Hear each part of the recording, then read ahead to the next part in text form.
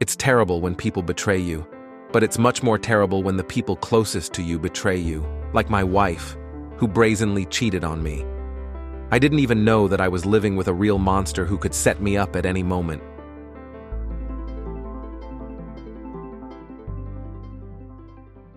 June 24th, 2011. Friday, Maureen peeked out from the kitchen and called out, "Rose, can you get the door? My hands are tied right now." The teenager glanced at her mom, who was pointing towards the front door, and made a face. Reluctantly, she got up from the couch and pulled out her iPod earbuds.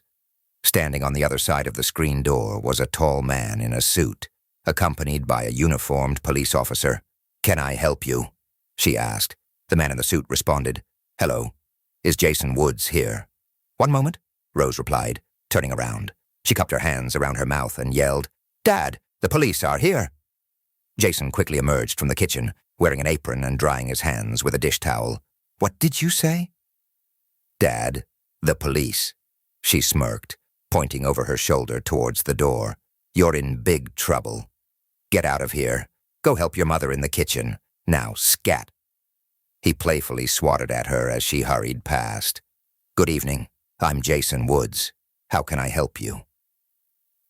"I'm Detective Scanlon, and this is Officer Pellegrino," the man in the suit said, as both officers displayed their ID cards and badges.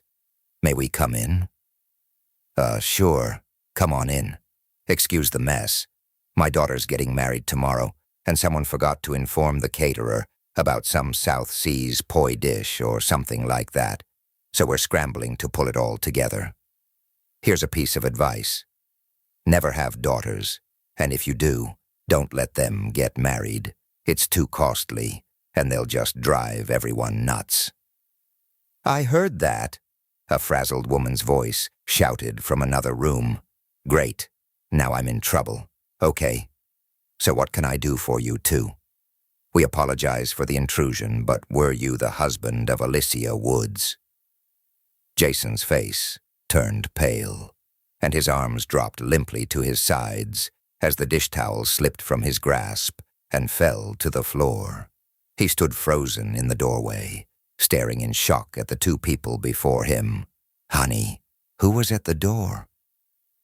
A cheerful, middle-aged blonde woman, wearing a matching apron, emerged from the kitchen and joined Jason. "Hi, I'm Maureen." She introduced herself to the two officers, extending a hand. "Oops, just a moment. You might not want papaya all over your hands," she added, quickly bending down to pick up the dish towel and drying her hands. Then she noticed her husband's pallor and the stunned expression on his face.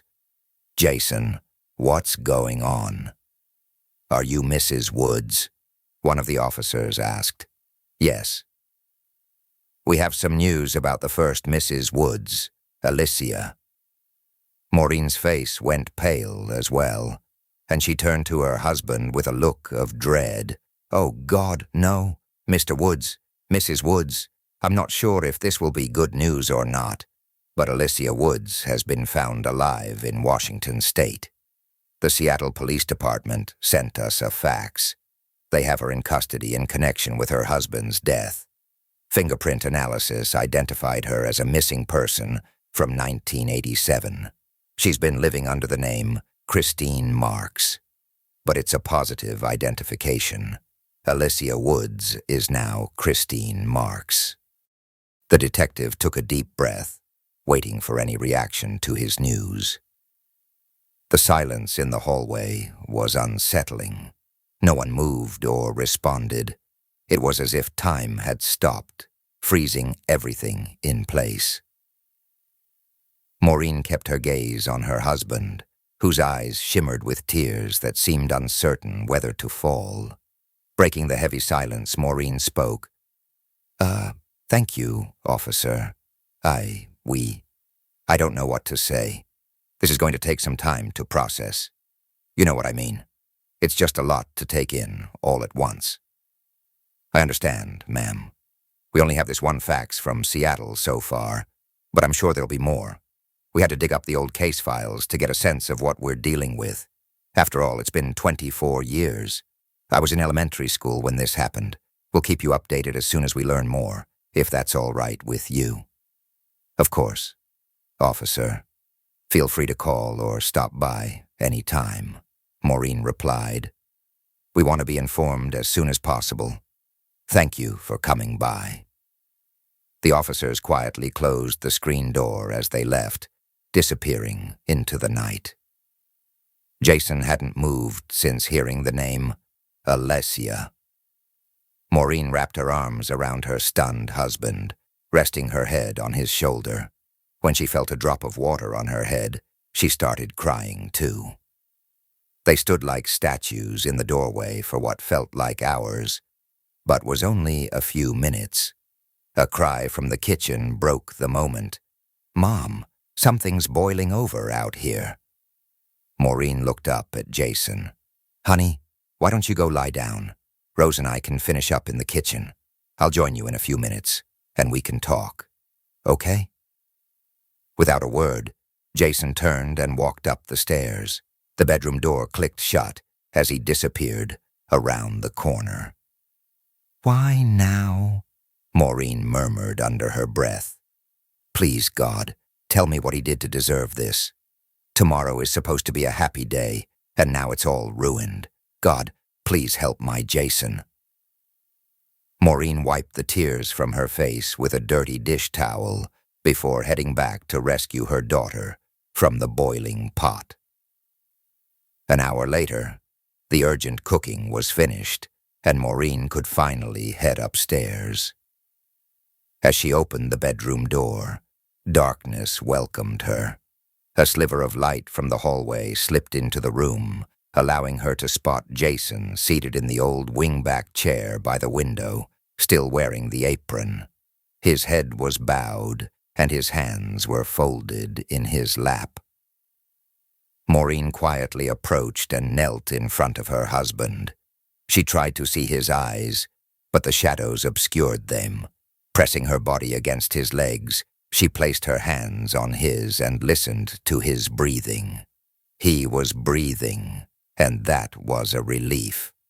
She decided to wait a bit longer before speaking. They remained together in the darkness for what felt like hours. This time it truly was an hour, not just a few minutes. Maureen finally looked up, breaking the heavy silence. Honey, please look at me. Jason slightly raised his head and gazed down at the woman holding his legs.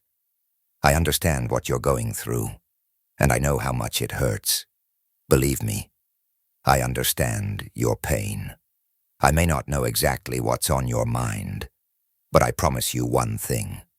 I'm here for you, and I'll always be here. I'll never leave you. We're going to get through this together. Just you and me, the two of us. Maybe Maureen only saw what she wanted to see, but in the dim light of the room, she thought she noticed one corner of his mouth lift slightly. It was a tiny smile, but it was a beam of hope in her heart. Jason, listen to me. Tomorrow is going to be a really big day, an important one, and I don't want this to ruin it for anyone. We're going to have to put on a brave face and pretend the police never came. At least until the wedding is over. You can do this. I know you can. You're strong, and if you need support, you can lean on me. I'm with you on this. Afterward, we can deal with Alessia. As he looked into her eyes, he summoned all his willpower to push the pain into a small corner of his mind. For now, his daughter's wedding was all that mattered. Later, he would have to confront the pain again. He would need Maureen's support, but she had promised to be there, and he trusted her. Jason finally spoke after being silent since they came upstairs. I love you. He gently lifted one hand from hers and softly brushed the back of his fingers down her cheek. Let's get to bed. We need to get up early, and it's going to be a very long day. I don't want our daughter to see anything but smiles, at least until she finds another last-minute crisis to worry about. 24 years earlier, May 19th, 1987. Tuesday. Jason sat cross-legged on the floor with little Bethany in his lap, both of them enjoying a Disney cartoon on his new VCR player. Bethany, as happy as any the 3-year-old could be, giggled as she watched Chip and Dale's antics on the screen, occasionally trying to imitate their squeaky voices. Her dad cherished every moment. Bethany's older brother, Jeremy, was absorbed in his new handheld electronic Space Invaders game, sitting on the couch. He was so focused on destroying invading aliens that he wouldn't have noticed if a tornado had swept through the living room, let alone heard the TV or Bethany's squeals. Jason felt like he was in heaven, and for him, heaven was wherever his family was. On Tuesdays and Thursdays, it was his job to pick up the kids from the sitter, a task he gladly took on. He cherished any time he could spend with them and used these days as an excuse to get down on the floor and play. His wife, Alicia, worked late 2 days a week and wouldn't be home until 7, so Jason was also in charge of dinner. This usually meant sloppy joes, hamburger helper, hot dogs, or something simple he could manage. Tonight, it was macaroni and cheese. Delicious. "Did you save me any dinner?" Alicia asked, smiling as she stood in the doorway, looking down at the 3 of them. "Mommy," little Bethany squealed, reaching out to be picked up. Alicia bent down, kissed Jason on the top of his head, scooped up her adorable, squealing daughter, and gave her a big hug. Jeremy, still engrossed in his game, didn't even glance up. Jason stood up and stretched out his legs. He bent down to kiss his wife, but their little daughter squirmed so much that he couldn't reach her lips. "How was your day?" Jason asked. "Nothing special. Another dead person, another property that needs to be liquidated. What about you?" "Things have gotten a lot better," he said, slipping behind the tall brunette and kissing her on the back of the head. "Come in and have a seat. I left you some dinner. Let me heat it up in the microwave." As soon as the table was set and dinner was served, Alicia began to eat. Wine with macaroni and cheese. What delicious dishes can you order? "I just thought you could use something to help you relax. You've been so stressed lately. And by the way, it's from a bottle, not a box. It's a good drink." "Wow. And it's only Tuesday. Are you trying to get me drunk to get your way? Because if so, bring the bottle here and keep drinking." "Good. Let me fill your glass." Jason silently watched Alicia eat, not taking his eyes off her. He couldn't get enough of her. The sight of her made his heart race. Her touch sent shivers down my spine. Even the scent of her perfume made his knees weak. Everything about Alicia thrilled him. To him, she was the most beautiful woman in the world. She was everything to him, and nothing else in his life mattered compared to that. After Jason put the kids to bed, he had the opportunity to relax a little with his wife. They snuggled up to each other on the couch, talking and sipping the rest of the wine. "As soon as the kids are settled, why don't we go upstairs and take care of the 3rd baby?" Jason whispered in her ear. "Jason, I think we need to focus on the 2 that we already have. We need to make sure they grow up strong and healthy. If we have more, we'll just go crazy. Let's just go to bed and enjoy each other. Let's make love without worrying about new kids, okay?" "Yes, I know," Jason admitted. "It's just that when I play on the floor with the little munchkins, I think about how much fun we have. And if 2 kids are just as funny, I imagine how much more fun it would be with 3, 4, or 5. I just want you to join me on the floor and chase them around the room. Then you'll understand what I mean. I've never enjoyed it more, except maybe making them. I'm tired, and I don't want to talk about it anymore," Alicia murmured, burying her face in his shoulder and pulling him to her. "I just want to hug you and make love, as if we 2 are the last people on Earth, as if tomorrow will never come. as if this is our last time forever. Just hug me and tell me you love me. I love you, Alicia Woods. May 20th, 1987, Wednesday. Jason's workday was the usual whirlwind of chaos. One colleague called in sick, another was out of town for a training course, and one of the secretaries had a big argument with her boyfriend, leading her to burst into tears every 30 minutes. This left Jason handling everyone's tasks, neglecting his own in the process. The situation was so hectic that he juggled 3 emergencies at once and missed lunch entirely. When one of the office secretaries paged him about a phone call, it was the first moment he had to sit down and engage in more than just a one-sentence exchange. "This is Jason. How can I help you?" "Hi, Mr. Woods. This is Tracy. I was trying to reach Mrs. Woods to find out what time she's picking up Jeremy and Bethany today, but I couldn't get hold of her. Do you know when she'll be here?" "I assume the usual time, 3 o'clock. "Why?" "Well, it's 4 now, and I have an appointment across town at 5:30. I need them picked up soon. Let me call her and check. If necessary, I'll come and get them myself. I'll call you back shortly." After ending the call with the sitter, Jason called his wife's office. "M&P Estate Liquidations, Barbara Ross speaking." "Hi, Barb. It's Jason. Is Alicia around?" "Hey, Jason. I'm not sure. I haven't seen her today. Hold on. Let me check with Harry." Barbara set the phone down as she spoke with various people around the office. "Jason. I'm sorry. She's not here. We're not sure where she is. I thought she was at a client's house going through some paperwork, but Harry said he was there, and she wasn't with him. No one has seen her today.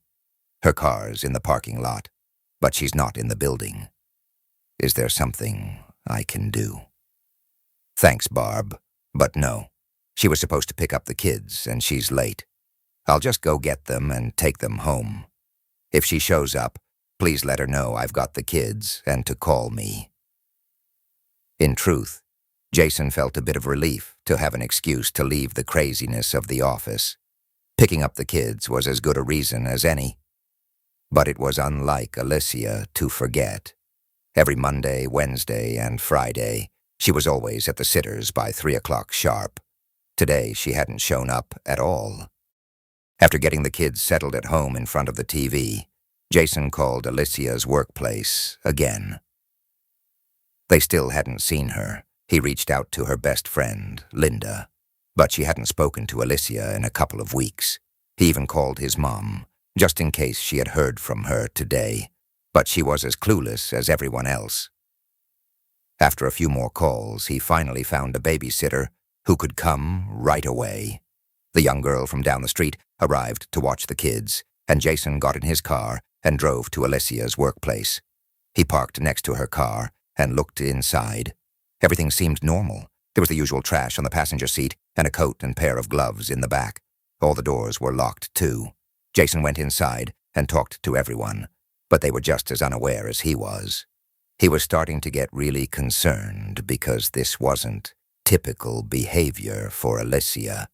She always let him know where she was going and if she was going to be late.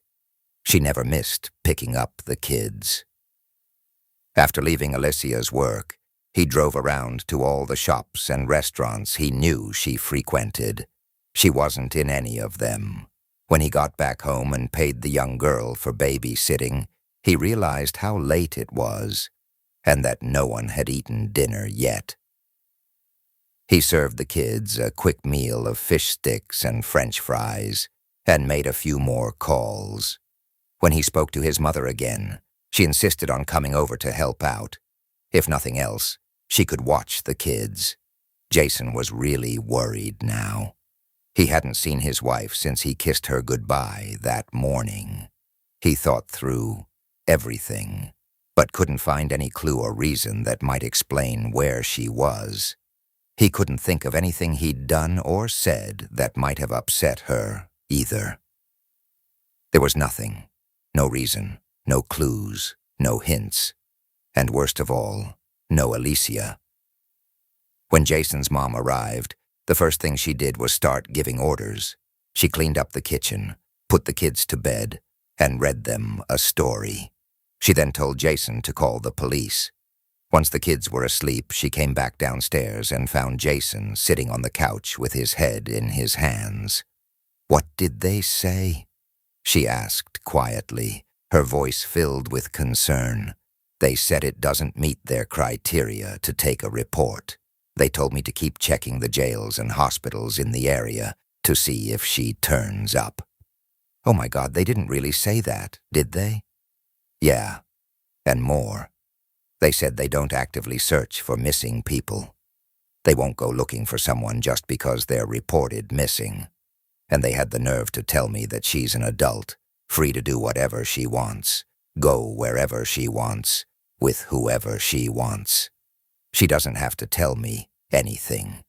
It felt like they were saying that unless she turns up dead, they won't do a thing. They won't care. "What are you going to do now?" "I called both hospitals, and she's not there.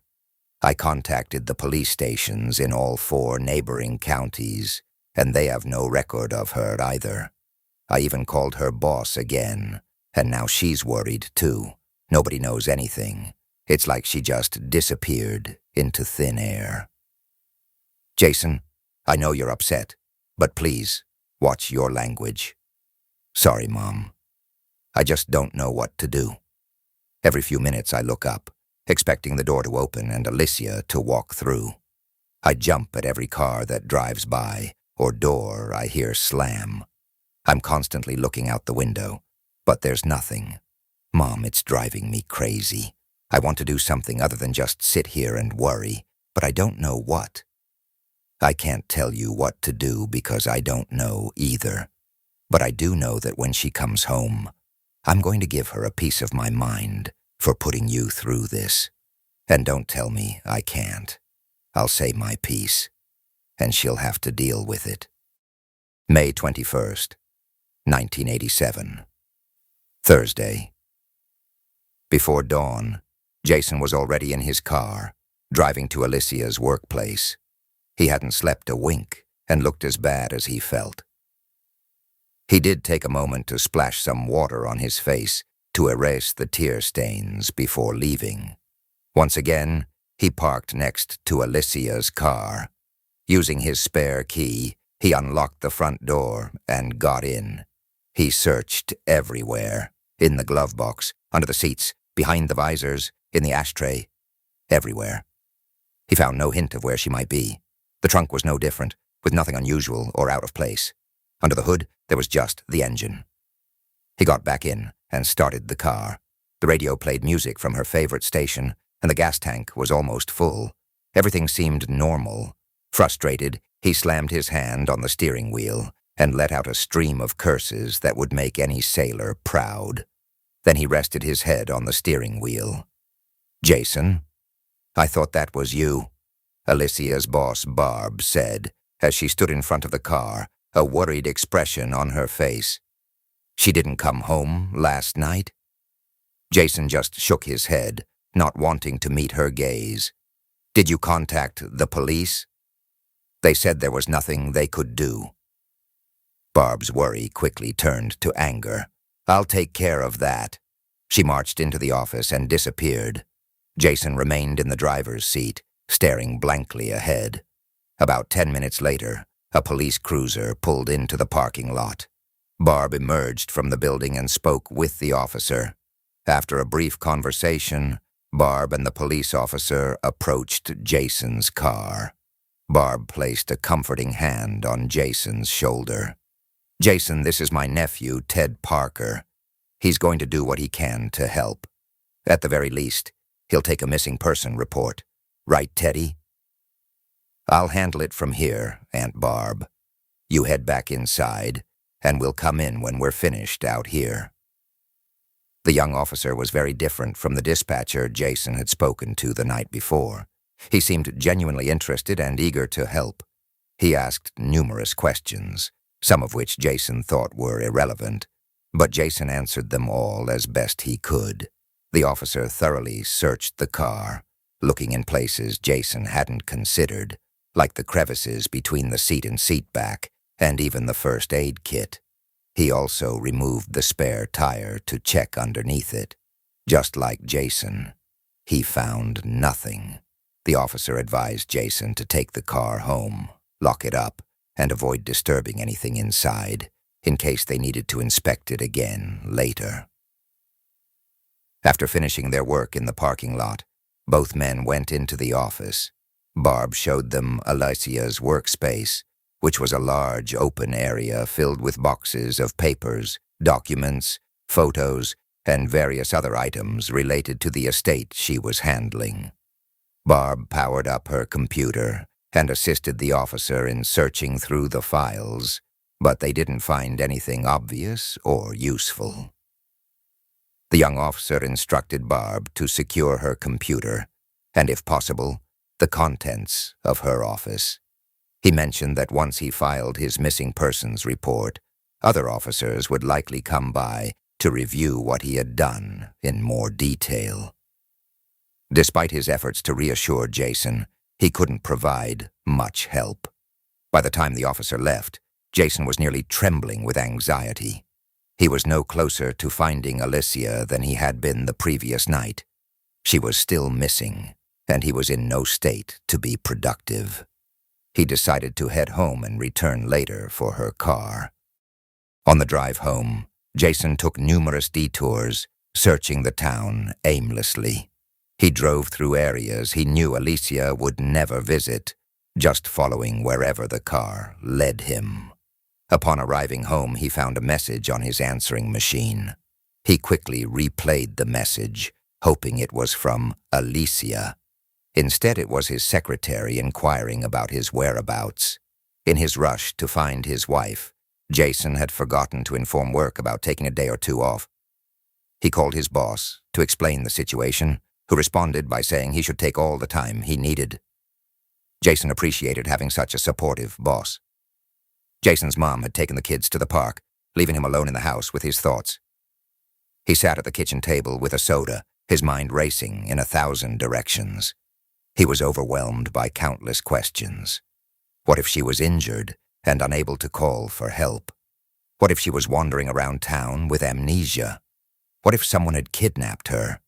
His mind was flooded with what-if scenarios, including some that seemed improbable. He quickly dismissed the idea of her running away with another man, as it was so out of character for Alicia that it seemed absurd. His head ached from thinking, and he rested it on the table, eventually crying himself to sleep. When Jason lifted his head from the table, it was dark, and the house was eerily silent. Normally he would hear the kids playing or the television in the living room, but now there was only an unsettling quiet. The only sign of life was a light in the living room. He walked in to find his mother sitting in a chair next to a small lamp, reading a magazine. "Hey," Jason mumbled groggily. "Hi there. How are you feeling?" "My neck is stiff and I ache all over. But mostly I feel like you know." "I understand. I took the kids over to your sister's place. They can stay the night or as long as needed. I've informed everyone about what's going on, and they're all as worried as you are. I even told Pastor Benningfield, and he said they'll say a special prayer for you and Alicia on Sunday. Everyone cares about you and wants to help. If you need anything, just ask, and there would be an army of people here in no time. I've moved into the spare room and I'll stay until this is all sorted out. Now go take a shower. I'll have supper ready when you come down." Jason started to go upstairs but stopped and turned back. He walked over to his mother, wrapped his arms around her shoulders, and hugged her like he used to when he was a child and had fallen off his bike and skinned his knee. Right now, Jason needed a lot of motherly love. May 25th, 1987, Monday. Alicia was missing. She was nowhere to be found. Jason spent both Saturday and Sunday searching everywhere for her. Thankfully, gas prices had dropped from the highs of the recent shortage, but paying 95 cents a gallon was still a significant expense. He reached out to everyone she knew and even spoke to many strangers. Since Alicia didn't have any nearby family, her father had passed away when she was a teenager, and her mother had died a year after their wedding. There was no one from her side to visit. She had no siblings, and her cousins were scattered across the country. Jason contacted every distant relative he could find from their Christmas card list, but no one had seen or heard from her. Barb assisted in bringing Alicia's car home and spent Saturday morning offering support and trying to help in any way she could. On Sunday afternoon, Jason's siblings and their families came to provide support. The day concluded as many family gatherings do, with everyone eating pizza in the backyard. It was a somber meal, but the group still needed to eat.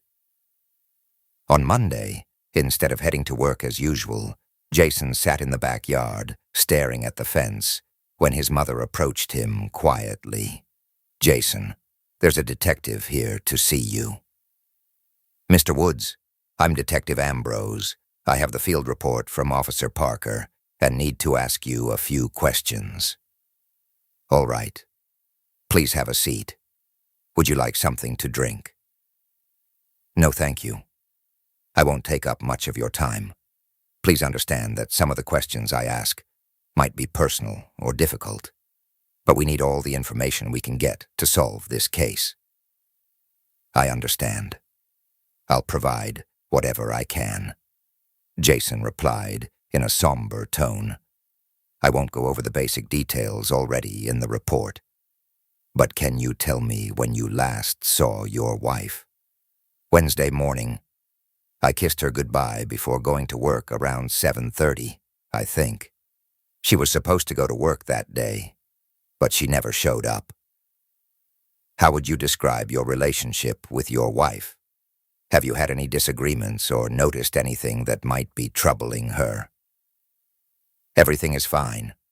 On Tuesday, we had dinner with the kids like usual, chatted, and watched TV until bedtime. She didn't seem worried about anything as far as I could tell. We haven't had an argument in months. The best way to describe things is normal." "And how are things in your marital relationship, particularly in the bedroom?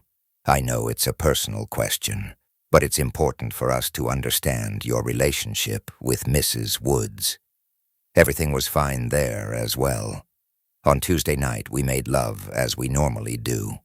Reflecting on it, I can't recall anything unusual about our intimacy life." "Does Mrs. Woods have any close personal friends who might provide insight into her life before she disappeared or her current situation, especially any male friends?" "I'll compile a list of all our friends and her colleagues for you. As for close male friends, I don't think she had any. She worked with several men, but I don't believe she was particularly close to any of them.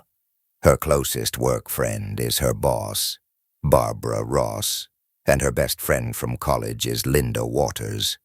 I'll provide their names and contact details, and just to clarify, I don't think she was seeing anyone else secretly. That's not like her. She would never cheat on me." "Have you reviewed your bank accounts and savings? Are there any personal or sentimental items of hers that are missing?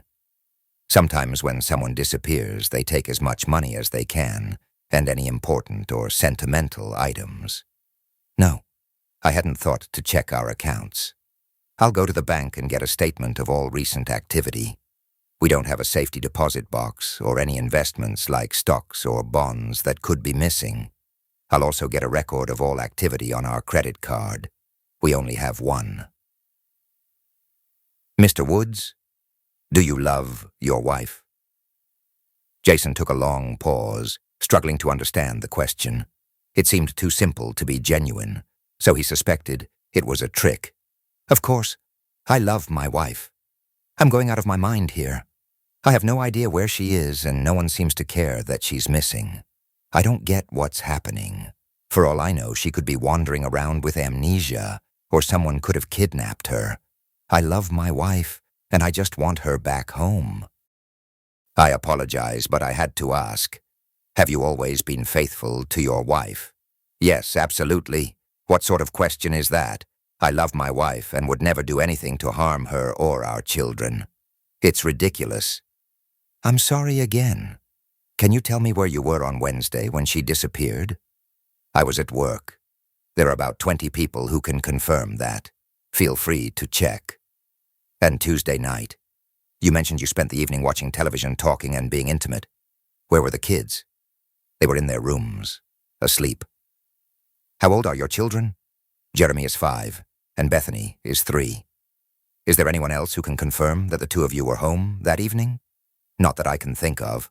What are you implying? Nothing specific. Just trying to piece together everyone's whereabouts before you called, and we found her car at work. One last question. Do you have any idea why your wife would leave without a word and abandon her children? I've thought long and hard about it and can't come up with a single reason. She loves our kids just as much as I do and would be heartbroken to be away from them. It has to mean she's unable to contact us. Someone must be holding her, and she can't call for help. You have to find her before something happens. I'd be devastated if anything were to happen. Please find her. We'll do everything we can, Mr. Woods. Just let us do our job, and I'll update you if we find anything. In the meantime, please provide me with names and contact numbers of anyone who might have information. Also, get a copy of your bank information for us. That's all for now. Thank you for your cooperation. I'll let you know as soon as we have any news. Have a good day. Jason, feeling extremely agitated, couldn't focus on anything else. Once the detective left, he rushed to the bank to gather the financial information. After dropping off the documents at the police station, he drove around town searching for Alicia again and didn't return until after dinner. July 4th, 1987, Saturday. 6 weeks ago, Alicia vanished without a trace. The Woods household was in disarray, with Jason moving through life like a zombie. His mother had to remind him when to eat and bathe, and even had to prod him about his job and responsibilities. But his heart was no longer in anything. It felt as though a massive void had replaced it. There had been no updates about Alicia. The police had found nothing, no good or bad news. There were no unidentified bodies in the state or neighboring states, which was a relief. But it didn't help the situation. Alicia's car was towed to the garage and thoroughly inspected, but nothing was found. The police also searched their house but discovered nothing suspicious. There were no missing funds from their accounts, and no personal items were reported missing. They interviewed friends, neighbors, co-workers, church members, and local business owners. Her picture was shown at hotels and restaurants, yet there were no leads. The outcome of countless hours of calls and interviews was 0. The police were as clueless about her disappearance as Jason was. She had simply vanished into thin air. Jason's siblings came over for the 4th of July, bringing their families in the hope that their presence would provide some comfort. It didn't.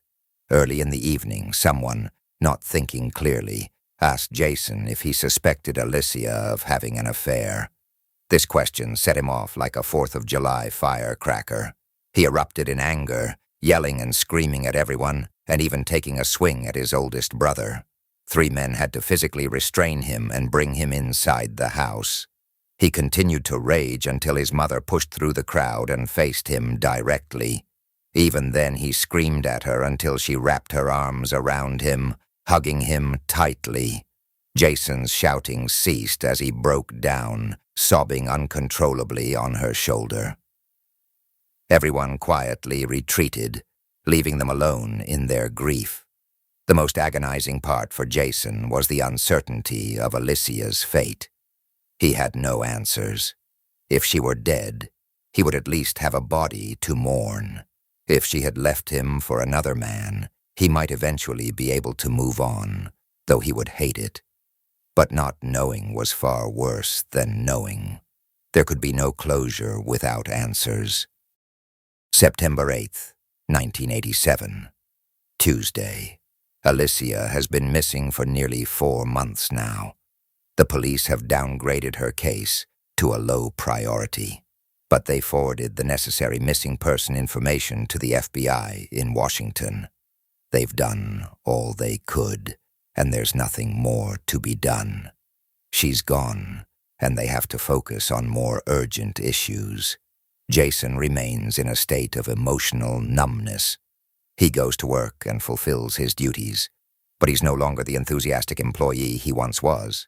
He shops for groceries when the pantry is empty, spends time with the kids, and mows the lawn when needed. Occasionally, he drives around searching for Alicia, only to return feeling emotionally drained. Wherever he goes, he scans crowds, hoping to see her among the faces, but it's always just in his imagination. She's gone. Jason has an appointment with a counselor after work. He prefers the term counselor over psychologist because he doesn't want to think of himself as crazy, just profoundly sad. The counselor, Dr. Harper, specializes in helping people cope with the loss of loved ones, whether through divorce, death, or, as in Jason's case, disappearance. For a full hour, Jason poured out his feelings to Dr. Harper, who mostly listened and took notes, occasionally asking questions for clarification. Jason broke down in tears several times, and the doctor only offered a box of tissues. Jason left feeling drained, while Dr. Harper reviewed his notes, understanding the steps needed to help Jason return to some form of normalcy. It was clear it would be a long journey for both of them. "How did your first session with Dr. Harper go?" Jason's mother asked as he sat down for dinner. "I'm not sure. He mostly just listened to me go on and on.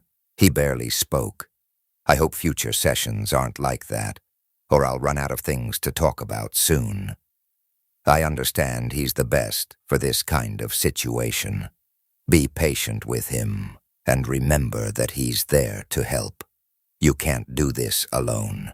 Now be quiet and eat your dinner." "Yes, ma'am." December 25th, 1987, Friday. Alicia had been missing for 7 months. It was Christmas Day, a time traditionally associated with goodwill and cheer for everyone, except Jason. The therapy sessions with Dr. Harper had proven beneficial. Jason had come to realize that Alicia's disappearance was akin to the death of a loved one. The grieving process was similar, but with death, there was a tangible body to mourn. In contrast, a disappearance left only memories, making closure far more elusive. Jason was working on confronting his depression, needing to overcome it, or at least manage it, before he could fully accept what had happened. Jeremy and Bethany were downstairs, eagerly unwrapping their presents by 6 a.m. Jason and his mother made their way down the stairs, drawn by the sounds of excitement below.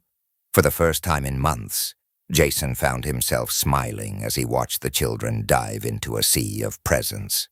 For a brief moment, everything seemed as it should be, with the focus solely on the 2 little ones under the decorated tree, amidst a pile of wrapping paper. Then, thoughts of Alicia intruded, and his smile faded. "Merry Christmas, son," his mother said, extending a box wrapped in bright red paper. Jason took the box and looked up with a renewed smile. He reached under the couch cushion and retrieved a small box of his own. "Thanks, Mom. Here's your present. Merry Christmas." As Jason unwrapped his gift, he found a new camera inside.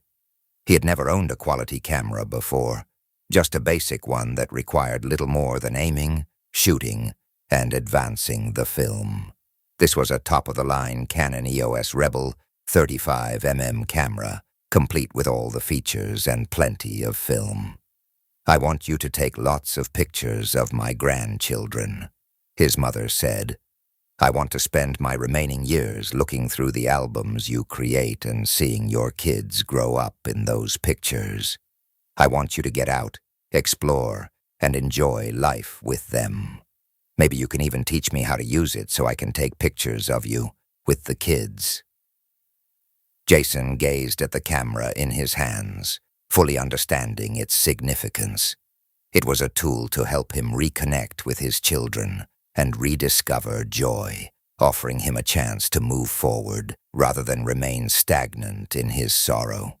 It was the best gift he had ever received. "Open your present," Jason urged. She opened the small box and discovered a gold charm bracelet inside.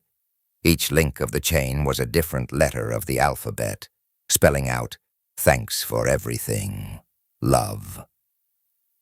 Hanging from the letter chain were 7 charms, one for each of her children. She looked up at Jason, a broad smile spreading across her face. It wasn't until Bethany tottered over, trying to claim the bracelet for herself, that she quickly fastened it around her wrist.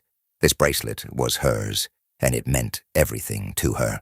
Her son was returning from an unimaginable tragedy that had taken him from everyone. "Thank you, God," she thought. The children were busy playing with their new toys, and Mom was preparing breakfast when Jason quietly slipped away to the den, closing the door behind him. He was sitting at his desk, reading one of the papers from a pile on top, when Mom gently knocked and entered. She glanced at what he was doing, and then looked up at him. "I just want you to know that I'm not a snoop or meddlesome, but I do tidy up around here now and then. I know what that is. It's your will. I won't apologize, but I read it. I think it's a good thing that you're making arrangements for Jeremy and Bethany's well-being after you're gone. It's the right thing to do. But I also take out the trash, and I found a note in the can that tells me you're thinking about much more than just their well-being. You're contemplating your own death, planning something I can't even fathom. Now don't try to tell me I'm an old woman with crazy thoughts, because I'm not. You are, if you think your kids would be better off without you. They've already lost their mother. Don't make them endure losing their father, too.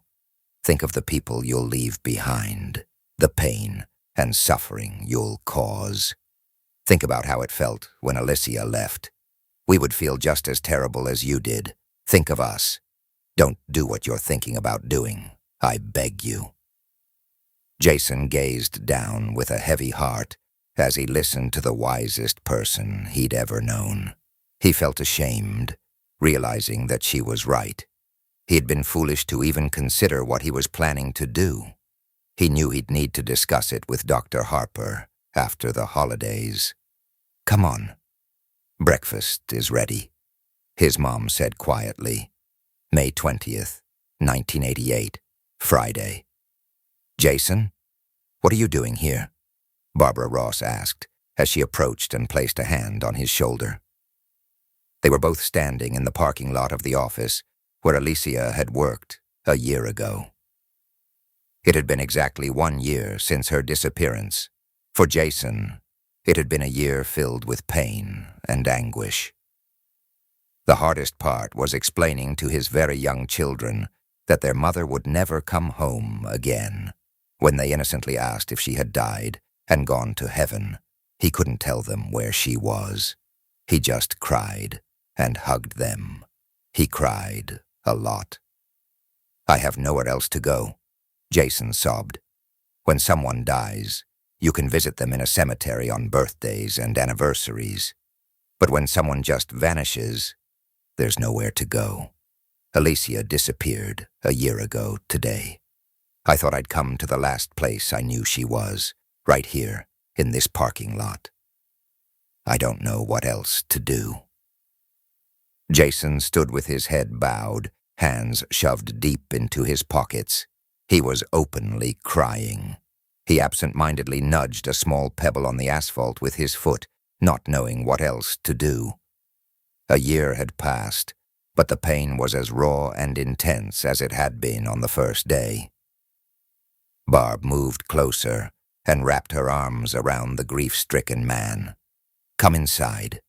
Let me make you a cup of coffee. Maybe Harry has something stronger we can add to it. Let's celebrate the life of our friend together." Arm in arm, they walked across the parking lot and into the small office building, leaving a trail of tears behind them. June 25th, 2011, Saturday. What God has joined together, let no one separate. I now pronounce you husband and wife. You may kiss the bride. Jenny and Tom shared their first kiss as Mr. and Mrs. Littleton. Jenny's sisters, Bethany and Rose, beamed from one side, while her brothers, Jeremy and Robert, stood proudly on the other. Tom's 2 brothers and 2 sisters completed the bridal party on the stage. Everything was perfect. So far, everything had gone off without a hitch. Maureen held Jason's arm tightly as the bridal procession passed by, making its way out of the church. Jenny winked as she walked down the aisle, noticing the tears streaming down her mother's face and the wide, proud smile on her father's. It was the happiest day of her life, unaware of the turmoil brewing inside her parents. The reception was extravagant, with exquisite food and a lively band. Guests continually praised the bride's parents for raising such a lovely daughter. Jason epitomized a proud, joyful father, but Maureen stayed close, keeping a watchful eye on him. Everything went smoothly. As the reception wound down, with only the most dedicated partygoers still dancing and drinking, Jason and Maureen slipped out through the kitchen and found an empty picnic table under a grove of trees where they could sit and relax. Maureen rested her head on her husband's shoulder. "That was the most beautiful wedding I've ever seen," Maureen said proudly as she glanced around for any eavesdroppers. "And we did great, too. We smiled the whole time, and no one suspected a thing. How are you holding up?" "My face hurts. I think I used smile muscles I've never used before. There was no way I was going to let anything ruin this day for our little girl. If I had to superglue a smile in place, I would have done it. 4 down, 1 to go." "Huh? What do you mean?" 4 kids married off, and only our little Rose is still at home. Once she's gone, we can finally take that second honeymoon we've always talked about. Sunny Italy. Gondolas, cathedrals, pasta, wine, and everything we see in the travel brochures. Just you and me in a little countryside villa, drinking wine and making love all day long. That sounds wonderful. The breeze softly rustled through the trees as the 2 wedding escapees sat closely, holding each other in silence. There was a sense of calm about them, reminiscent of the stillness before a storm. The moment was peaceful, but they knew that soon enough, a torrent of emotions and challenges would arise. But that was for tomorrow. Today was about love, new beginnings, and celebration. Tomorrow would come soon enough. "Jason, do you ever think about our wedding?" "Every now and then, especially when I need a boost. It was one of the happiest days of my life. Marrying you made me feel complete, brought happiness back into my life." "Why do you ask? Have you ever had any doubts?" "Never. From the moment I met you, I knew you were the one for me. It took some convincing on your end, but I was certain right away. Thank goodness for friends like Cliff and Eva. If they hadn't shown us kindness, we probably wouldn't be here today." "Yes, they're great friends. I wasn't sure about accepting their invitation that weekend. I felt like just a poor widow with 2 kids, invited out of pity to their barbecue. I almost didn't go. It wasn't until much later that I learned they invited me so I could meet you. Iva told me they thought we might connect and help each other heal. They were spot on. And Cliff mentioned that a beautiful lady friend of theirs would be there, someone I had a lot in common with and needed to meet. I expected you'd be as broken as I was, but he meant that we both had 2 kids and had lost our first loves. When I saw you dripping barbecue sauce down your shirt, I was smitten. Maureen gazed into his eyes and repeated the words she had said countless times before. I love you too. The silence seemed to resonate with her words. June 27th, 2011, Monday. Hello. Hello, Mrs. Woods. This is Officer Pellegrino from the County Police. I'm calling to inform you and your husband that we have additional information regarding Alicia Woods. If possible, we would like you to come down to the station so we can share what we've learned. We'll be here until 6 o'clock. How does 5 sound? I'll call my husband to confirm, but I think we can make it at 5. If you don't hear back from us, expect us then. That works. Oh, and just so you're aware, the Seattle Police are also very interested in speaking with Mr. Woods. We'll see you at 5. Jason and Maureen arrived hand in hand at the South Side Precinct Station precisely at 5 o'clock. Detective Scanlon greeted them at the front door and escorted them to a conference room on the 2nd floor, where Officer Pellegrino was already seated, reviewing some documents. Detective Scanlon began. Thank you for coming. Mr. Woods, we have some additional information to share with you about your ex-wife. We understand this might be difficult, so if you need to take a break at any point, please let us know, and we'll pause. Before we start, can I offer you something to drink? Maybe a soda or some water. I wouldn't recommend the coffee. A soda would be great, Maureen replied on behalf of both of them. Diet, if you have it. Once everyone had their drinks, Officer Pellegrino began the briefing. Mr. and Mrs. Woods, here's what we know. The Seattle Police Department provided us with a substantial file on Christine Marks, or as you knew her, Alicia Woods. As we previously mentioned, the authorities detained her in connection with the death of her husband. Mrs. Marks was married to Thomas J. Marks, a long-haul truck driver, and they lived in a suburb of Seattle called Cottage Lake. Mr. Marks died last week when an acetylene tank exploded while he was welding his truck. The police suspect someone tampered with the valve. They are awaiting results from the coroner's office and the crime lab, but in the meantime, they have detained Mrs. Marks. During her processing, her fingerprints were checked against the FBI database, which identified her as a missing person from Baltimore in 1987. Your ex-wife. At that point, they realized they were dealing with something more complex. Further investigation revealed that she had been married twice before in California and Arizona, with both previous husbands dying under suspicious circumstances. Based on what they have uncovered, they deemed her a flight risk and placed her in custody. There are no formal charges yet, but since she is a suspect in a homicide investigation, they are holding her until they obtain the necessary results to charge her or release her. Mrs. Marks works at a travel agency near her home, and a financial review shows she is quite wealthy.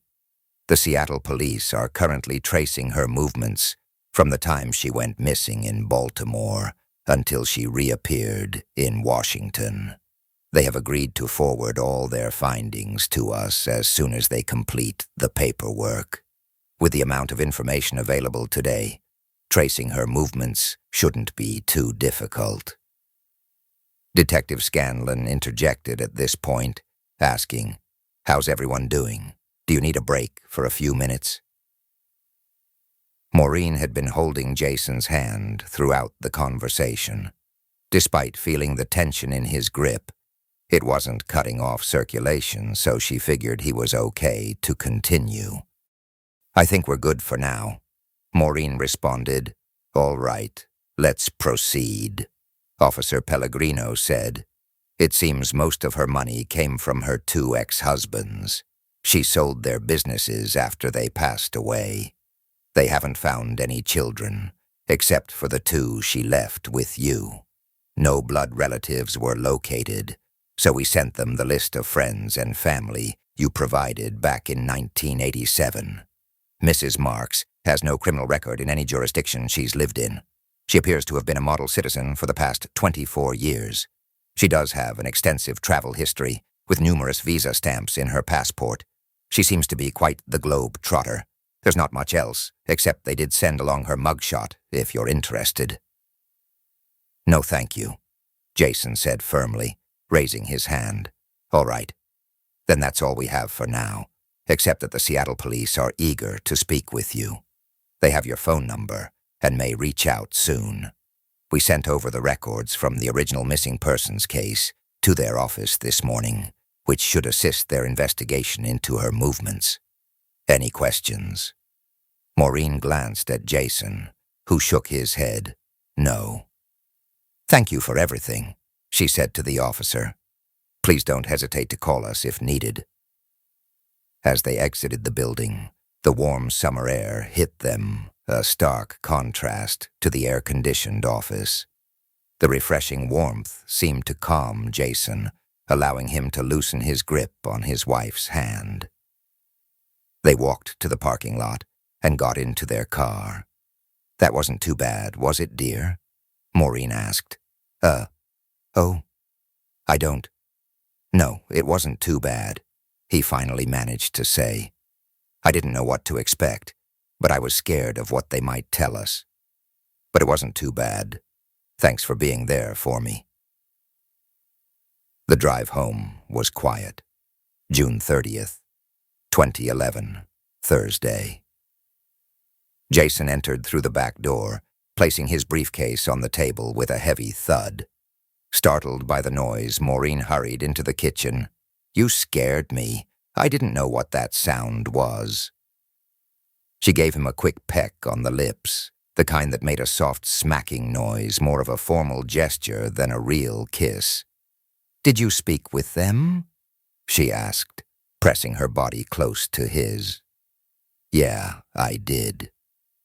So, what did they say? They asked a lot of questions that were already covered in the report, and then they said they want me to fly out there to meet with her. And what did you tell them? I told them I'd need to think it over. I don't want to, but I might not have a choice. Well, if you do, I'll be right there with you every step of the way.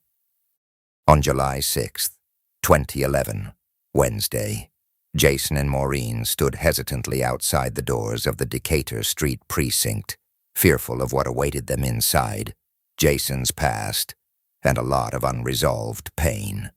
A young woman in a police cadet uniform opened the door and asked, Mr. and Mrs. Woods, welcome to Seattle. Please follow me, and I'll show you to the meeting room. Jason and Maureen followed her down the hall, their movements stiff and tense. Please wait here. I'll let them know you've arrived, the cadet said, before disappearing through a door. From the hallway, they could hear a heated conversation, a deep male voice followed by the higher pitch of a woman, the argument escalating in volume. The door opened, and for the first time in 24 years, Jason saw Alicia. She stood in front of a table, her hands pressed firmly on its black surface, yelling at the uniformed officer opposite her. She looked older and a bit heavier, but otherwise just as he remembered. I said, I've changed my mind. I don't want to see him. Not now. Not ever. Don't you understand English? Jason stood frozen in the hallway, staring at the scene when Alicia turned and locked eyes with him. Time seemed to stop, and the room fell into silence. For what felt like an eternity, neither moved, neither breathed. They just looked at each other, lost in memories. Slowly, Alicia sat down and said, Please close the door. The door closed, shutting Jason out from the moment he had been waiting for. No, Jason screamed at the closed door. You can't do this to me again. You can't just disappear like that again. It's not fair."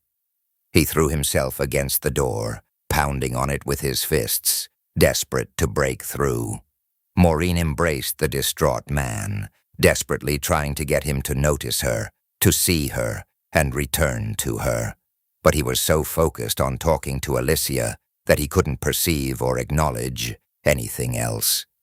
Suddenly, 2 uniformed officers burst in from around the corner and tackled Jason. They wrestled him to the ground while he screamed, "You can't do this to me again. You can't do this to me." After a few minutes, Jason calmed down enough for them to move him to another conference room. Maureen, crying deeply, followed, heartbroken as she witnessed the man she loved falling apart. It took an hour for things to settle down. Apologies were exchanged all around. The officers apologized for their misunderstanding, thinking they were dealing with a dangerous criminal, while Jason apologized for his outburst and for striking one of the officers. He especially apologized to Maureen, whom he had completely ignored while she tried to assist him. "I'm so sorry. I lost control. I lost everything. I hurt you, and I'm sorry. Please forgive me. I love you, and never want to act like that again." Despite her deep hurt, Maureen's eyes still held love as she asked, "Can we go home now?" September 24th, 2011, Saturday. When Maureen opened the front door, her worst nightmare was standing behind her. "Hello? I'd like to see Jason, please," Aliya said, her voice devoid of any emotion. Maureen's body tensed as she gripped the door handle, trying to find the right words. The woman who had caused so much pain and suffering was only a few feet away, separated only by a flimsy screen door. The only time Maureen saw Alicia, she was with Jason before he lost control of himself at the Seattle police station. Thoughts of cruel retribution flashed through her mind. Although she could never act on these thoughts, they haunted her. Now that she was face to face with her enemy, she found herself unable to do anything about it. She could only stay true to herself. "He's not here," Maureen replied coldly. "He went shopping with his daughter. What do you want?" "I need to talk to him. What happened in Seattle was unexpected, and we need to discuss and sort it out." "Well, he won't be back for a while. Leave your phone number, and I'll tell him that you stopped by. If he wants to, he can call you." "I'm away now, and I don't have the phone number where I'm staying. Can I come in and wait? I promise I won't bother you. I'll just sit quietly until he gets home. You don't have to do anything. I'm not sure if I should do this. Please, you won't even notice that I'm here." Maureen considered all the possible risks involved in letting Alicia in, but she couldn't come up with a scenario in which it would definitely be wrong. She was worried that Jason would miss the chance to get the answers he had needed for a long time. But she was also afraid of the potential problems that might arise if they were allowed to talk. After weighing all the pros and cons, she finally said, "Come in." Maureen guided her into the living room, and Alicia followed, as though she was unfamiliar with the space. Despite having lived there 24 years ago with Jason and their 2 children, nothing about the room seemed recognizable to her now. "You can wait here. I've got something cooking in the oven." As Alicia removed her jacket and glanced around, she noticed that everything was different. The last time she had seen the room, the walls were an unpleasant green, and the carpet was beige and stained with the usual marks left by children at play. The only familiar sight was an antique microscope on the bookcase behind the couch, a find from a flea market she and Jason had visited shortly after their marriage.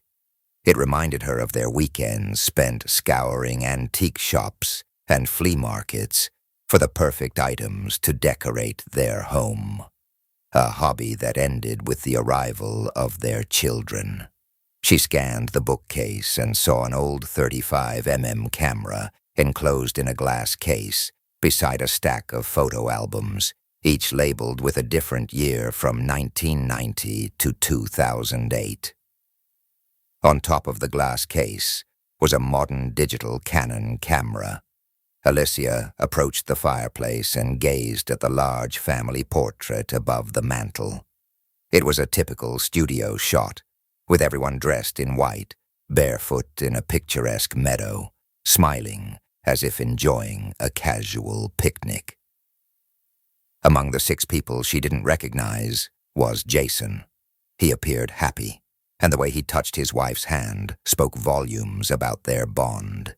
Alicia remembered that bond, recalling how she had felt similar connections with other men since, but none matched the intensity of her first love.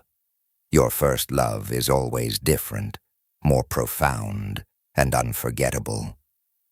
"That's Jeremy and Bethany on the left," Maureen said from the doorway. "Robert and Jenny are on the right. They're from my first marriage. The little one in the middle is Rose, our daughter, and she's much taller now. I'm not supposed to know this, but she and her father are out shopping for my birthday present." Maureen entered the room carrying 2 cups of hot tea and offered one to Alicia.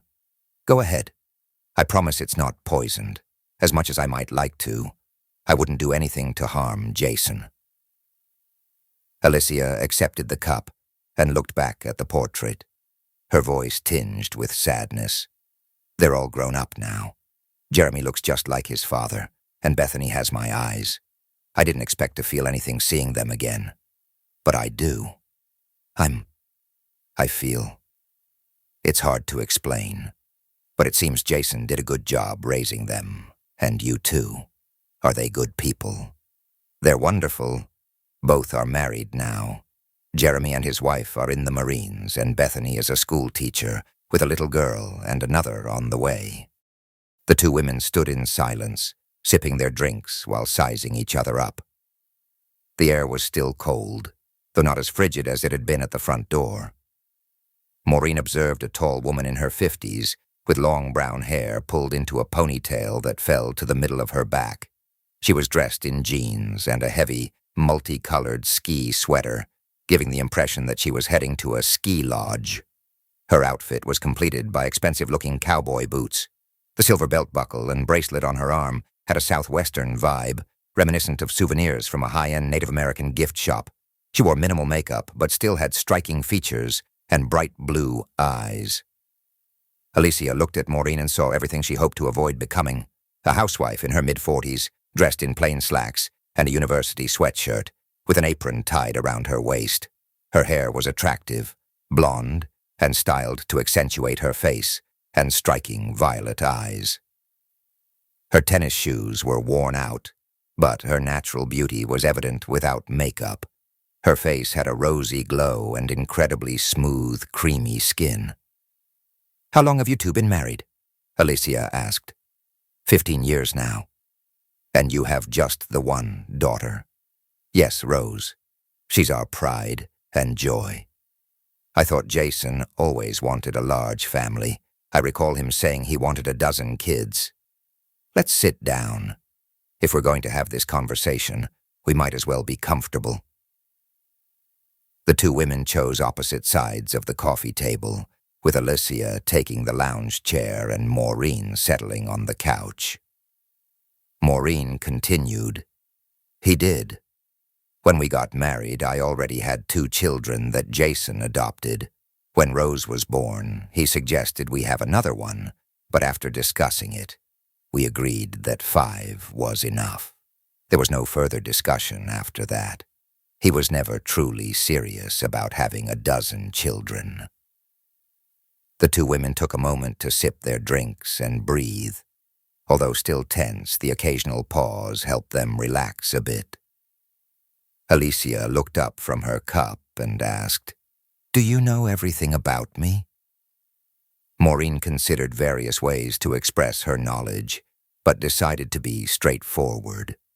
"I know everything about you. Jason told me everything."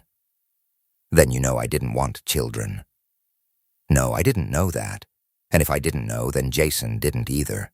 If you didn't want kids, why did you get married? You already had 2 kids. Why have more? Alicia glanced down at her drink and said, I loved Jason. We had so much fun together. I thought we would be able to do all the things I had always dreamed about. Travel, visit exotic places, climb mountains, ride motorcycles, go to Paris and climb the Eiffel Tower, see the pyramids, everything I read and dreamed about growing up. But when I found out I was pregnant with Jeremy, Jason started talking about plans for a house, schools, decorating, all that domestic stuff. I knew we would never be able to do all the things we had dreamed about. We were going to be bogged down with kids, jobs, a mortgage, and responsibilities, and would never see Paris or the pyramids. Shortly after Jeremy was born, I was pregnant again with Bethany. That made Jason the happiest man in the world. But all I could think about was being stuck at home and becoming a baby factory. All I could envision was a house full of 12 kids running around. I was miserable. Did you tell Jason this? We talked about it, but Jason was always so happy playing with the kids and showing them off to the neighbors that I didn't want to disappoint him by saying I didn't want more. I knew it would hurt him if I said that, so I didn't express it directly. I just sort of implied it. He never knew you didn't want more kids. Don't you think that's something he would have wanted to know? I said I couldn't tell him. I just couldn't bear to make him unhappy. So you just left him? You think leaving him wouldn't make him unhappy? No. No, it wasn't like that. I didn't want to hurt him. My dreams were shattered when the kids were born. I wanted to pursue all the things I had always dreamed of and enjoy them while I was still young. I knew he wouldn't be able to do anything as long as we had the kids, so I thought the separating would be best. And you told him this? Not exactly. He could see how unhappy I was. He must have known what was coming. Jesus Christ. Did you think he could read your mind? You thought he knew? How could you be so clueless? He didn't know a thing. He loved you. He loved the kids. He never saw it coming. Alicia kept her gaze fixed on her cup of tea as Maureen leaned over the coffee table and berated her for her ignorance. Maureen suddenly realized how close that she was to losing her temper with this woman. She took a deep breath and sat back on the couch, staring into her own cup. It took a while for the tension to ease enough to speak again. Maureen asked, "So, tell me, how did you manage to pull off the impossible and disappear without a trace? That's one thing that has everyone puzzled, even the police." Alicia actually smiled, as if she took pride in what she had done. It was actually quite straightforward. I worked for a company that assisted people with liquidating the estates of deceased family members who left behind a lot of belongings. Most people didn't want to deal with sorting through all the furniture, personal items, and papers accumulated over a lifetime, so we handled everything for them. While going through a stack of papers for one of the estates I was managing, I came across a birth certificate for a woman a few years younger than me. I inquired about her with a family member and learned she was a mentally and physically disabled woman living with relatives. They mentioned she had no prospect of leading a productive life and was destined to remain with her relatives until her death. Her name was Christine Barnett. That gave me exactly what I needed to pull it off. With the birth certificate, I obtained a driver's license, then a social security number, and eventually a credit card. I even bought a decent used car using my new identity. I liquidated some bonds that no one knew about, which I received when my mother passed away, so I had enough money to cover everything. When I left for Charlie's, I became Christine Barnett.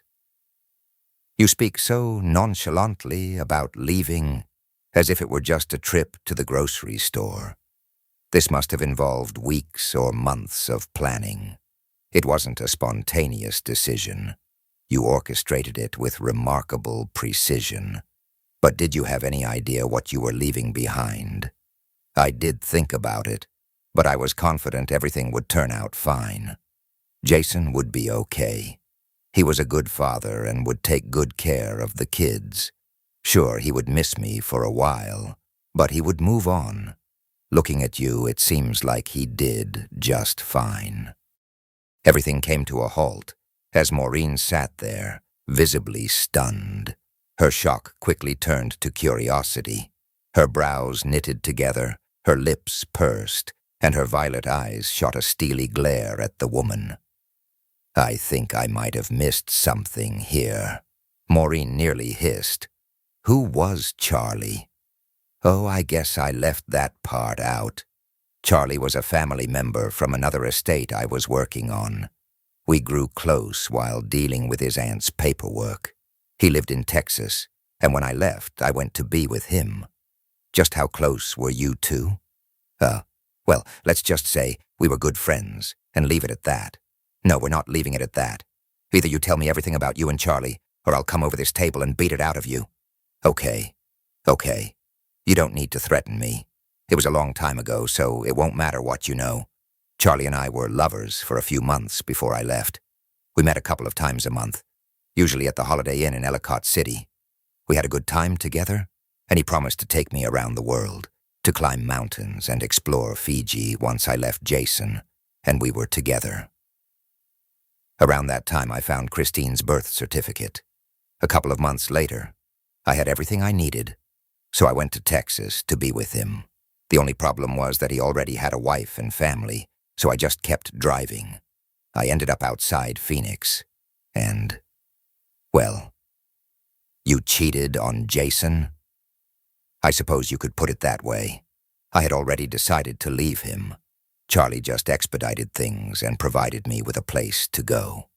It didn't turn out exactly as I had hoped, but by then it was too late to turn back.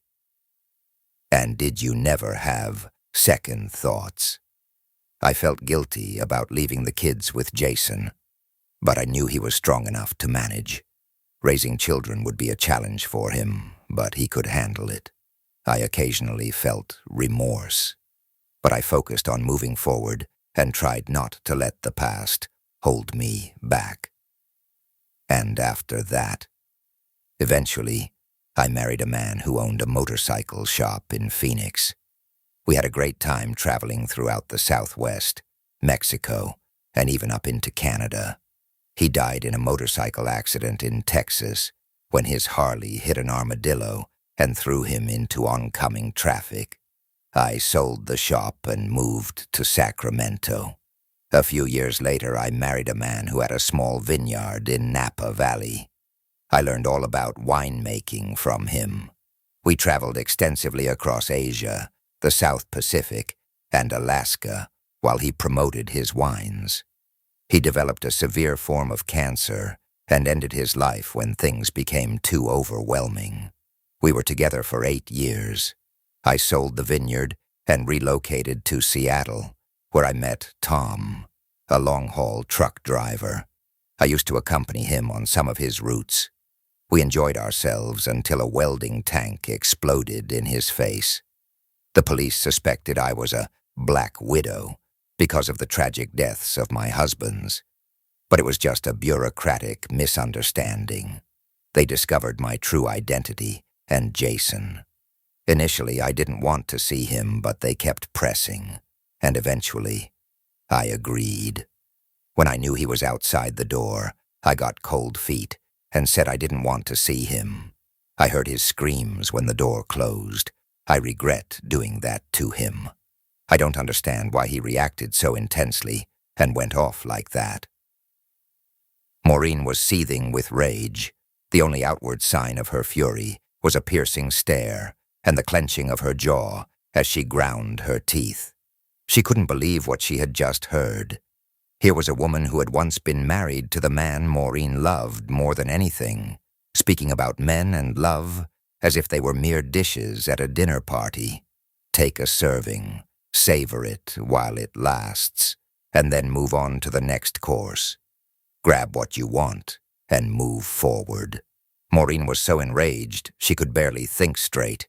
The only thing she could manage to say was, "So I guess you never went to Paris." The tone was heavily laced with sarcasm. "Oh, I did go to Paris with Gordon. Or was it Gary? Anyway, he was just a friend. I went to Fiji with Elroy and Egypt with someone else, whose name escapes me right now.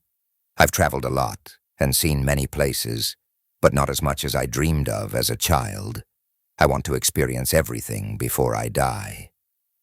My favorite place was a small village in Italy near Florence called San Gimignano. I spent a month there with Pablo. That's where I'm heading now. I have a flight from New York to Florence in 2 days. I'm looking for a little villa in Tuscany to call home. Beyond that, who knows? Quite the little tramp, weren't you?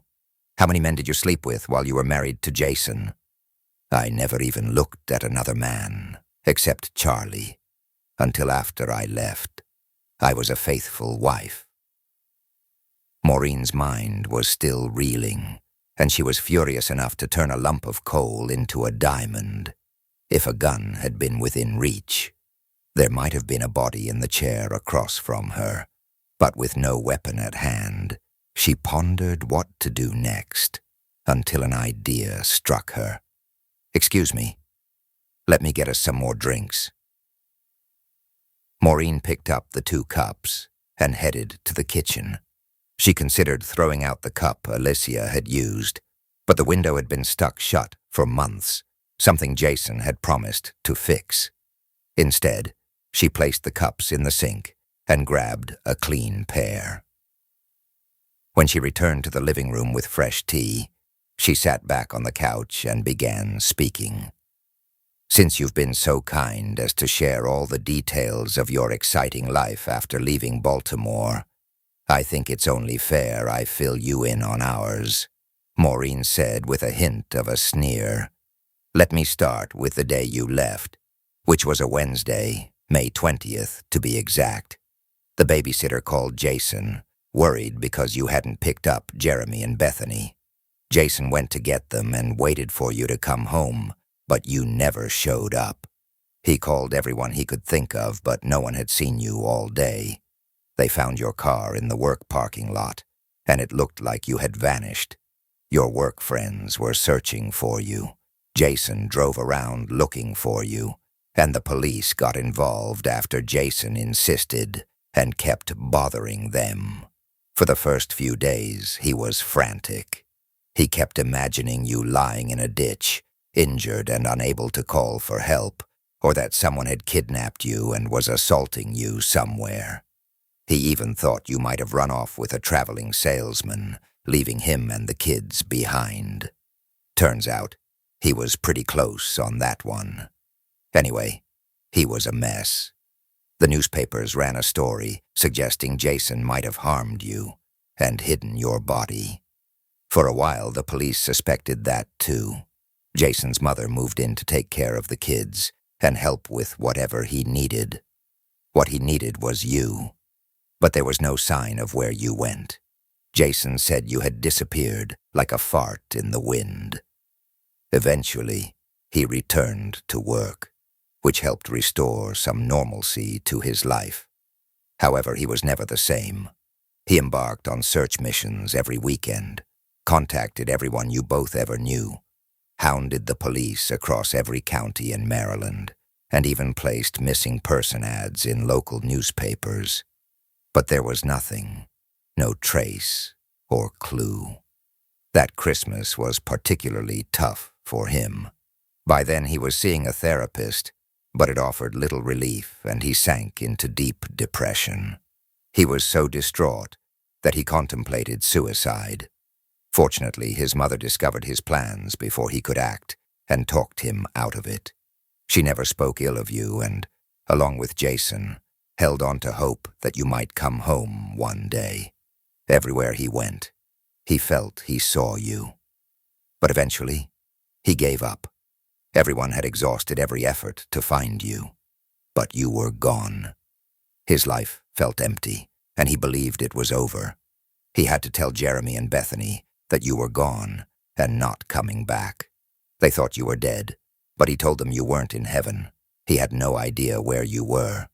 He asked them to pray for your return, but you never did.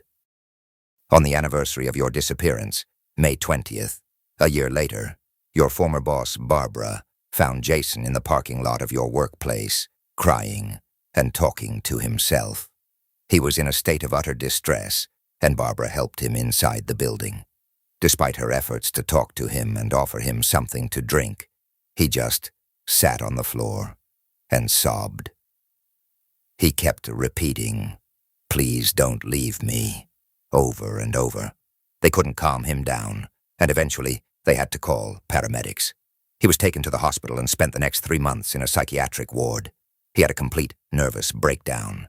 Nowadays, it's called post-traumatic stress disorder, a clinical term for losing one's mind. It's the same issue with a different name.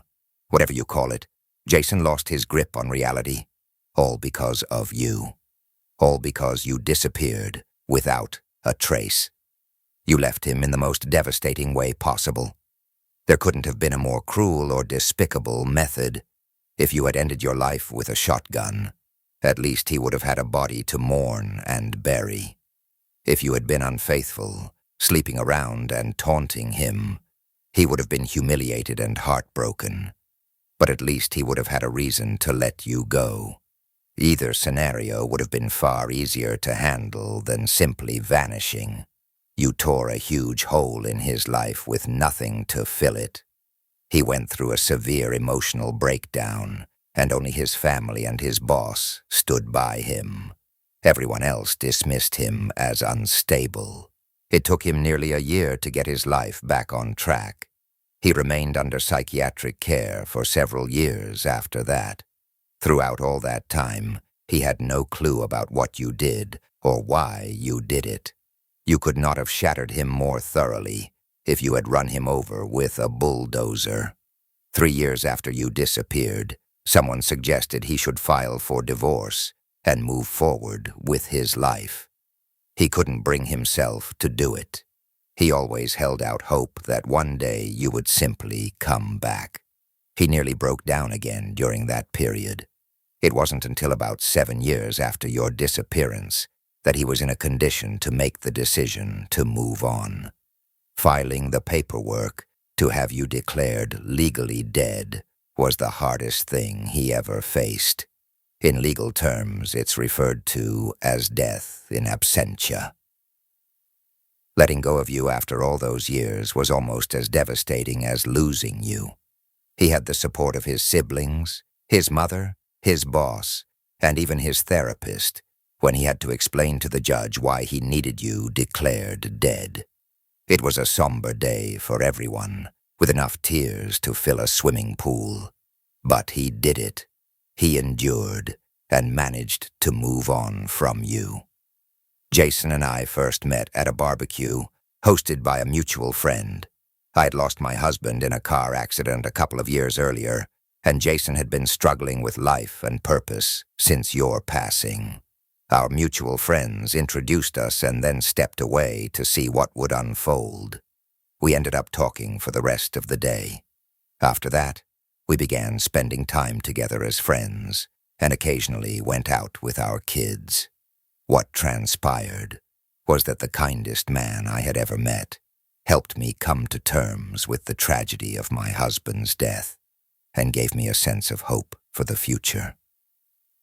As we grew closer, Jason expressed his desire to marry me, but he insisted that I hear his entire story first. Until then, he hadn't shared much about you or his own struggles. We rented a small cabin in the woods by a lake, and for the next 2 days, he revealed every detail of his tumultuous life, including his time in a mental hospital and his therapy sessions. He spent most of the weekend crying and talking. I felt deep sympathy for him and anger towards you. I couldn't fathom how someone could be so heartless and inflict such pain on him. It was unbelievable. On the 3rd day, we simply sat by the lake, holding hands in silence. That day, I fell in love with him, and my love has only grown stronger since then. We married a year later, and Rose was born the following year. We chose her name to symbolize our love and renewal, knowing that despite the thorns life may bring, we would face them together until the day one of us departs. I've been haunted by your ghost ever since I met Jason, a ghost that has cast a shadow over our family ever since you disappeared, an evil, unknown ghost. I don't know what's going to happen today, but I pray to God that you're banished from our lives once and for all. Just know this, I would never abandon him like you did. I love him more than you ever could. I'll be by his side forever. You almost destroyed the kindest and gentlest man I've ever known, just by vanishing into thin air. Maureen sat back, her fists unclenching. She was trembling with anger, but she had said what she needed to say, and she hoped that the cruel, heartless woman across from her understood a bit of the pain she had caused. If she didn't, there was no hope for her. She was nothing more than a rabid dog that needed to be put down. I didn't know. I couldn't know that leaving him would cause so much pain. Of course you did, you selfish BI_CH. All you thought about was yourself, the fun you'd have, and the men you'd have in your bed. How could you be so damn selfish? The two women stared at each other in silence. Mom, we're home. Where are you? Came the call from the front entrance. You wouldn't believe what. Rose stopped when she saw the brunette sitting across the room. Oh, I'm sorry. I didn't know we had company. Where's your father? Maureen asked. I'm here, Jason said, appearing behind his daughter. What's going? His sentence trailed off when he saw Alicia across the room. Even though her head was bowed, it was unmistakably her. Hello, Jason, she muttered, looking up at him. He stood there, frozen, his mouth open. Rose, sweetie, why don't you call Olivia and see if you can visit her for a while? Maureen suggested. You can show her your new iPhone. She ushered the young woman out of the room and faced Jason, locking eyes with him. She spoke softly. Jason, look at me. You need to do this. You can do this. You're strong, and I believe you'll handle it. Just remember, I'm not going anywhere, but I'll be in the bedroom for now. If you call, I'll come right away, though I doubt you'll need me. Now sit down and talk to her, please. Jason fixed his gaze on his wife, a tear forming in one eye. She was right. He had to face this, no matter how painful it was. He would be okay as long as his wife, his love, was nearby. After giving him a reassuring smile, she replaced it with a cold glare and turned to cast one last look at the woman in the chair before heading upstairs and closing the door behind her. If looks could kill, the brunette would have fallen dead where she sat.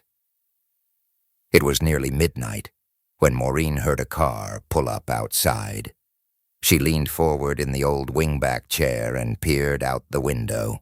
She saw Alicia walking down the front path and getting into a waiting taxi. Once the taxi had driven away, she leaned back and waited for her husband to come upstairs. An hour passed and her concern grew. She began to rise to search for him when the door opened. Jason entered, looking like a child whose puppy had just died. It was clear he had been crying, evident from his puffy red eyes. Despite their presence together in their bedroom, he said nothing. Instead, he walked over, knelt in front of his wife, and wrapped his arms around her legs. Resting his head on her lap, he let out a deep sigh. She reached out and gently stroked his hair as he breathed softly. They stayed that way for what felt like a long time. Breaking the silence, Maureen whispered, "Are you okay?" He lifted his head and gazed into her eyes. "Yeah, I think I am. It turned out much differently than I expected. But it's over now. She's gone, and we won't have to worry about her ever again. I feel like a 24-year-old burden has been lifted from my shoulders. I still have a lot to process, but I believe things will be okay. She offered a faint smile, uncertain whether she felt happy or sad. "Do you want to talk about it?" she asked softly. "Yeah, a bit. But tomorrow, I want to go visit Mom and tell both of you everything at once. For now, I'll just give you the basics. I'm not sure if you two spoke before we came home, but she explained why she left. You won't believe it. Do you want to hear now or wait until tomorrow?" "What did she say?" "Get this. She admitted to having numerous affairs almost from the day we got married, maybe a dozen or more over the years, even when she was pregnant. She said that I never satisfied her in bed, and that other men were far better at it. She met these men at work, bars, and even at the grocery store. After she left, she had a constant stream of men in her bed, and even married some of the better lovers. It sounded like she was bragging. I never had a clue. It really changes how I see her now. I could not imagine that she was such a girl of easy virtue. God, what a terrible man I married. I was so in love with who I thought she was and what I thought she should be that I never saw her for what she really was. Downright mean girl of easy virtue. Oh my God, did she really say all that? Yeah, and she seemed quite proud of it, almost arrogant. She showed no remorse, never shed a tear, and didn't apologize at all. The worst part was that she didn't even ask about Jeremy or Bethany. What a heartless B_H. I regret ever wasting a second worrying about her when I should have been focusing on my family. I'm so sorry she came between us. Nothing like that will ever happen again. It's over, and we can move on with our lives now. I love you, Mr. Woods. I always have, and always will. Take me to bed and hold me." They stood close, embracing each other like lovers do. Words were unnecessary. Their connection was in their touch, a man and a woman deeply in love, their hearts beating as one. Maureen reflected on the lies Alicia had told, lies that would allow the man holding her to be whole again, finally banishing the ghosts and demons of his past. Everything would be all right from now on. A smile formed on her lips as she hugged him back. Jason softly said, "Tomorrow, on our way to Mom's, I want to discuss that second honeymoon I've been promising. We deserve it, so I'll take some time off work, and we can go in the spring. How does that sound?" "That sounds wonderful, but I'm not as excited about Italy anymore. What do you think about Tahiti?"